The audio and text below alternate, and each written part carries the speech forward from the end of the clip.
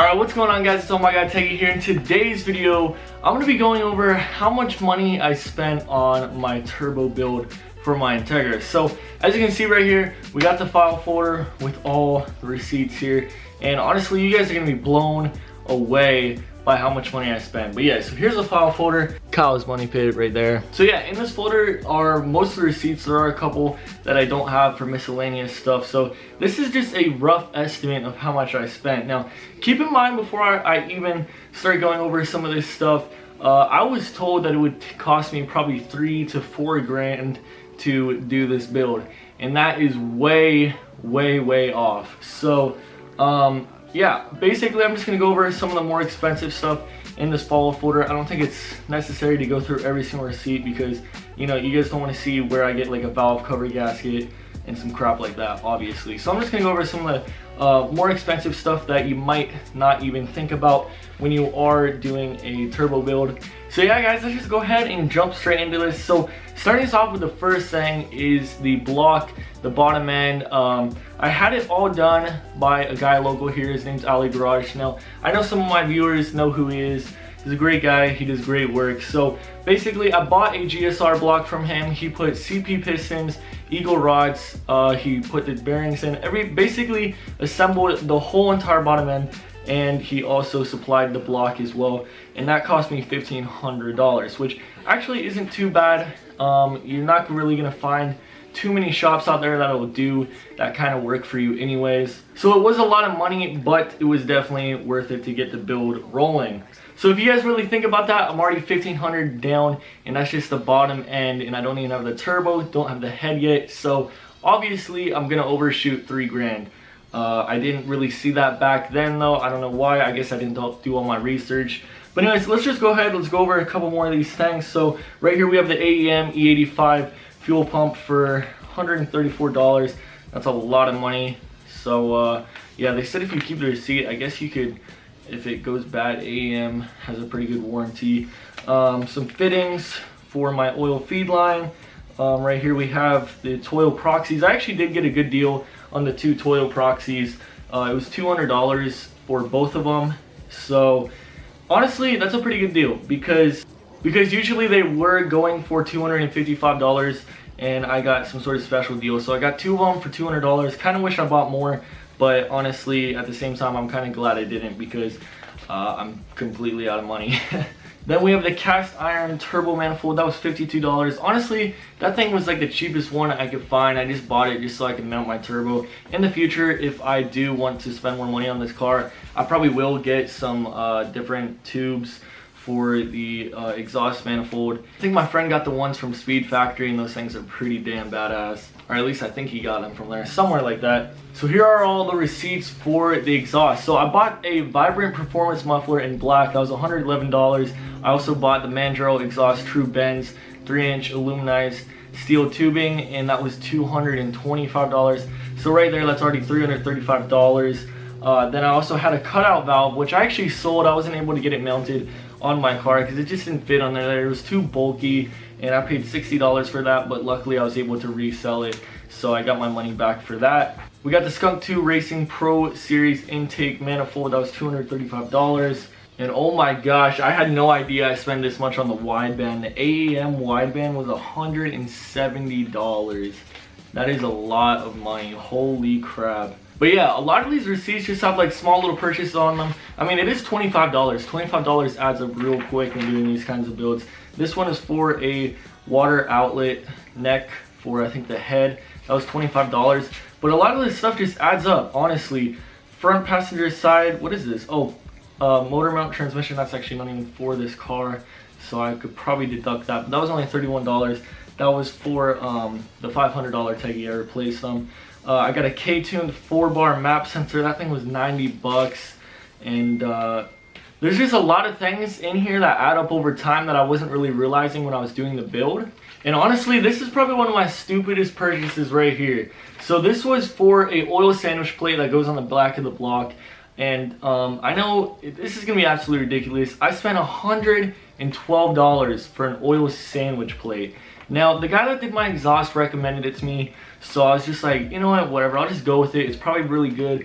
but it really kind of was crappy. I had to get different fittings just so I could get the adapter to fit onto my oil feed line, and I mean, it was just a big fat pain in the butt. And honestly, I might have been just the same or even better if I just went with like a glow shift oil sandwich plate, and those things are like 20-30 bucks, and my friend runs it and he said he has no problems with it. So I probably could have just went with that, but you know, I went ahead and just took some guys' advice, and it's great. I mean, it works, but it was just a lot of money to spend back then, and I don't know why I actually did it. It was kind of one of those things where I thought I absolutely needed that, but I would have probably been able to get away with something a little bit cheaper.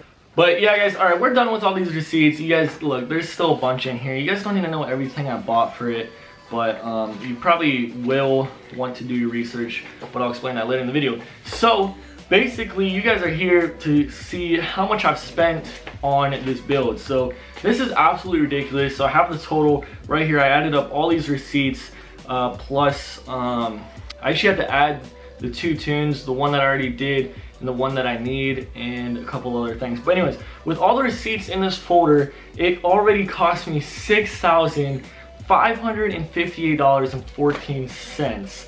That is absolutely ridiculous. And that's not even it. Like I said, I had to add the 2 tunes. So Robert, the guy that tuned it for me, he only charged me 300 bucks since it went wrong.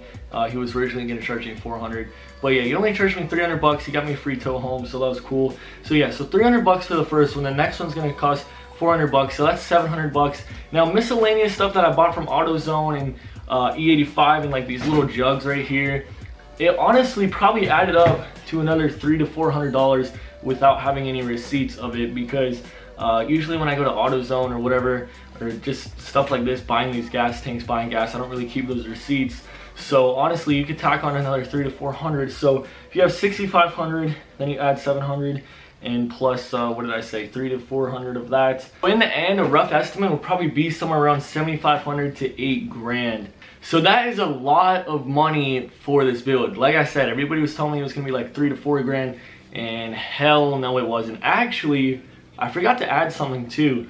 There was also $400 to get my exhaust welded up and everything, and basically get my turbo piping fitted and on there nicely. So yeah, we're pretty close to $8,000 for sure. So that is a ton of money. Honestly, I probably could have just bought another car. But I mean, do I regret it? I kind of do, but at the same time, it was an experience. It was pretty fun. I had a lot of fun in assembling the motor and stuff like that. It's still not even over yet, so I don't know if it's gonna even cost me more, because who knows if this next tune is gonna go good, something else could go bad, and then I'm out another 400. And actually, I decided if the turbo does for some reason blow, or something happens to the turbo on the dyno, I'm probably just gonna run it NA for a long time, because I do not have the money for another turbo, and CX Racing turbos suck. I'm never buying another one of those again. So I'd probably have to go with a precision turbo, and those things are like 650 bucks. So I don't have that kind of money, and honestly, I just want to drive that car again. I miss driving it. I miss getting off of work and just kind of romping on it, just going around corners. It wasn't that fast back then, but it was still a nice little zippy car, nice handling, and it's just such a fun car to drive, honestly. So yeah, we will see what happens with the tune. I'm planning on doing it probably in a couple weeks here. I gotta save up some money. I'm trying to start another savings account, because I basically wiped out my whole savings account by doing this build. So it really kind of bugs me though, because I've always wanted like a 350Z, and like $8,000, you could probably get a pretty solid 350Z. But whatever, this thing's probably gonna be faster than 350 anyways. But it's just a crazy amount of money that I spent on this thing. It's absolutely ridiculous.